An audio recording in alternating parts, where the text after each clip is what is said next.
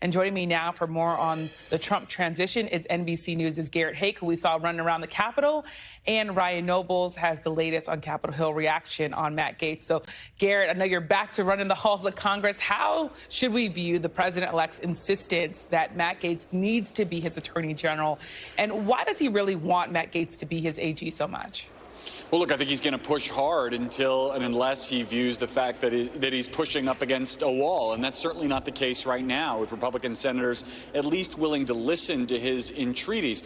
I don't think we should be surprised by the Matt Gaetz selection. This is everything Donald Trump said he would do over and over again on the campaign trail, that he wanted to go after an agency which he views as corrupt and politicized and having lost touch with its role. Gaetz is kind of the avatar of the most aggressive MAGA stance towards the Department of Justice. And so I think Trump is basically taking a big cut here, a big swing at trying to do everything he wants to do at DOJ with a firebrand at the helm. I don't see him backing off anytime soon unless the kind of information ecosystem around Gaetz changes in a substantial way. And there's no sign of that just yet.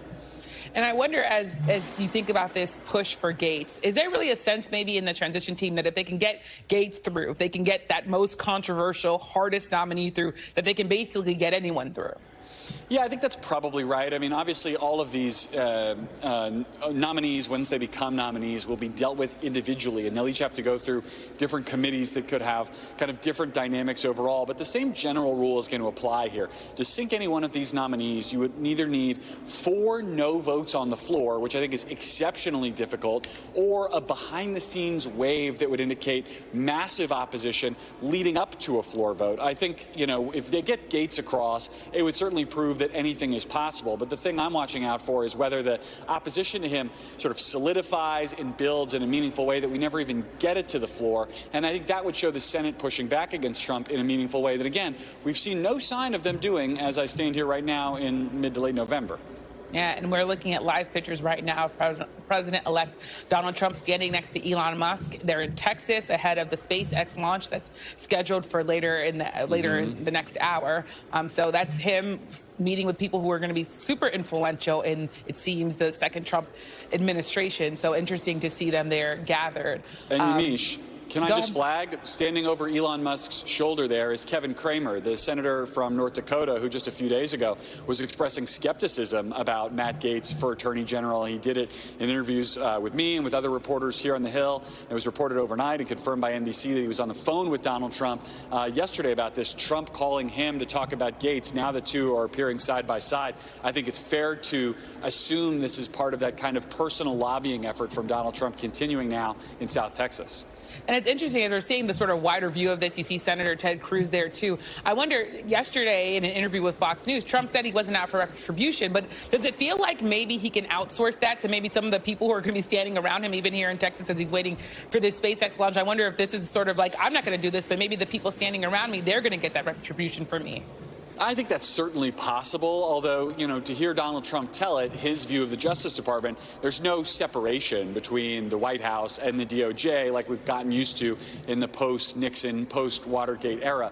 I have a hard time imagining that if Trump does decide to go kind of aggressively after his perceived enemies, that he would bother to try to kind of hide his fingerprints from that effort. That's just not typically been the way he operates. Yeah. And again, as we're looking at these live pictures with the 45-47 hat on, we just learned moments ago that Dr. Oz is President-elect's pick for the head of Medicare and Medicaid. And today, Trump tapped transition co-chair Howard Lutnick for Commerce Secretary. What does that mean, you think, for Trump's search for Treasury Secretary, which was another role that Lutnick was looking for or was being looked at and considered for? Yeah, it's clearly stalled to some degree. I mean, I had a source a week ago Friday who was telling me that they thought they were very close to making a decision for that pick, and now more than a week has passed without either a pick or an announcement of any kind on Treasury. We saw Elon Musk pitching Howard Lutnick for that job, I think as recently as yesterday or certainly over the weekend. And so some of this has moved pretty quickly. But, I mean, Trump is going to centralize a lot of the economic decision-making in the White House. He has very particular views about things like tariffs. And so, you know, who he picks for these economic jobs will be responsible for the cleanup or for the salesmanship on the Hill or to foreign leaders. But I think at the end of the day, when it comes to tariffs, which are, again, Trump's favorite economic tool. He'll be the person driving the bus on all of those things, no matter who he picks to be the Commerce Secretary or ultimately the Treasury Secretary. Yeah, well, some great reporting as always. Thank you so much, Garrett. Haake. And as we continue to see these live pictures of President-elect Donald Trump there in Texas waiting for the SpaceX launch, I want to come to you, Ryan. As we mentioned, NBC News has confirmed that testimony from a woman involved in an investigation into Matt Gaetz and those allegations has been hacked. That there might be materials from that investigation that hacker got their hands on. So what more do we know about that? Well, that this is information that tracks very closely to the information that we have heard that was released in many of the reporting around the accusations against Matt Gaetz. And of course, what the attorney for some of these witnesses has come forward and said that they've testified to the House Ethics Committee and to the Department of Justice. There could be more detail within these transcribed interviews, the transcripts of these interviews that would be of use, particularly to the members of the Senate that may have the opportunity to vote on Matt Gaetz' confirmation. The question is, will they come to the light of day, and will senators feel comfortable using material that could have been hacked? I think what senators would prefer to have is that information transferred from the House to the Senate, so that they can make it a formal part of their investigation. But what we can tell you, Yamiche, is that senators are very interested in learning everything they possibly can about every investigation into Matt Gaetz before they make the final decision as to whether or not they're going to vote yes or no on his confirmation as Attorney General. Well, as you just said, they want this information. How crucial do you think this information is going to be when it comes to specifically Republican senators considering whether or not they confirm Matt Gaetz there? I almost feel as though most of these senators have probably made up their minds one way or another how they're going to vote, but you would have to use or view the information from the ethics report as a reason for them to say no. That it is even more alarming and more shocking than the information that already exists, so that they could go to Donald Trump, who's pressing on them very directly, saying, you've got to vote for my guy, and say, I can't vote for your guy when this is out there. And so I think that's part of the reason why you see an effort to prevent this information from coming to the light of day. And I think it's also part of the reason that there's such a vigorous back and forth between the House and Senate about bringing this information out. The folks associated with Gaetz himself would say that this is information that the Department of Justice has had for quite some time, and they chose not to prosecute him as a result of it. They didn't necessarily clear him. Doesn't necessarily mean the information is true or false, but what it means is that they looked at it and decided it wasn't a prosecutable offense. Now, that's much different than the standard that you might hold for someone who wants to be the Attorney General, but that's part of the deliberations here back and forth between senators and the House Ethics Committee. Well, definitely all eyes are going to be on Capitol Hill as this continues to be an issue we're following. So thank you so much, Ryan. We're also following Trump-related developments out of Manhattan, where the judge presiding over Donald Trump's hush money case could decide at any moment now how to proceed with sentencing. It comes as prosecutors now say that sentencing in that case can be postponed. In a filing today, Manhattan District Attorney Alvin Bragg and his team urged the judge not to dismiss the case, as Mr. Trump's lawyers have requested, but acknowledge the difficulties of sentencing a sitting president or, of course, in Trump's case, president-elect.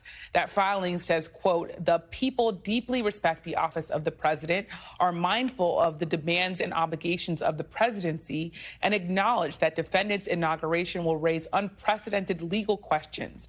We also deeply respect the fundamental role of the jury in our constitutional system. I'm joined now by Jeremy Saland, a criminal defense attorney and former assistant district attorney in Manhattan. So thank you so much for joining. So District Attorney Alvin Bragg has now raised the prospect of a 4-year freeze on the case and Trump's sentencing. Are you surprised by that decision? I think that 4-year freeze would be an injustice. You allow your jury to make its determination. You put that before a jury of Trump's peers or anyone's peers, and you need to have a conclusion. And injustice would be just to dismiss it outright without allowing the appeals process to go forward, too, I believe. But kicking this proverbial can down the road for 4 years, that doesn't do right by anybody. It doesn't do right by the government, doesn't do right by the state, and doesn't do right by the criminal justice system. So strong feelings there. I wonder if you're thinking about this. I wonder how likely it is that the judge will hold off sentencing. I know you say that it's not a good idea, but if Trump also is not sentenced, do you think his conviction will stand when it comes to maybe 4 years from now when it's taken back up? Well, to clarify, I'm not saying holding off the sentence isn't a bad idea. There's an option of a stay, which is, as Bragg said, is a non-dismissal options here. There's a stay. Let the appeal process go through its course. Let Trump file whatever he's going to file and continue to do so. So let's not conflate non-sentence with staying it and holding off and seeing how the case plays out in the appeals process. But ultimately, this is not going to resolve in a sentence of incarceration. This is not going to resolve in a sentence of probation or anything along those lines. I think ultimately the American people need closure, and that is a hard thing to judge and for a judge to make a decision about because it's such a unique case. Yeah, and thank you for making that clarification there, because I know people sitting at home might not see that difference. And I want to ask you, a spokesman for Trump celebrated the delayed sentencing and called it a, quote, total and definitive victory for President Trump and the American people. Do you agree with that?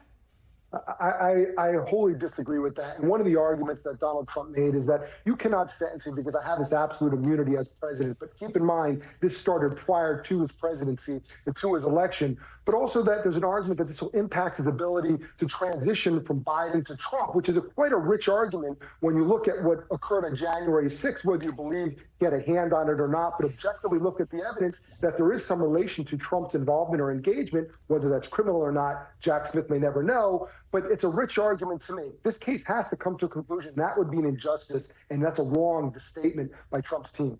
It's interesting when you say the case has to come to a conclusion. Based on DA Bragg's recommendation, does it sound like he or whoever the Manhattan DA is at the time will seek a sentencing once President-elect Trump is no longer in office? Yeah, I think that would be a disappointing, to put it mildly, way to resolve this. And I used that term before, kicking that can down the road. It's used many times. It's not the answer for this. It leaves so much left unknown. And yes, you have a conviction and ultimately whatever a judge sentences is, but you can't wait for 4 years. It's too much time. Yeah. Yeah. Well, thank you so much for your expertise and for breaking this all down, Jeremy. My pleasure. Thanks for watching. Stay updated about breaking news and top stories on the NBC News app or follow us on social media.